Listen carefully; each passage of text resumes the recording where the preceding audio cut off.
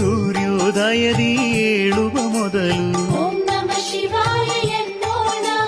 ನಿತ್ಯ ಕರ್ಮವ ಮಾಡುವ ಮೊದಲು ಶಿವ ಶಿವ ಹರ ಹರ ಎನ್ನೋಣ.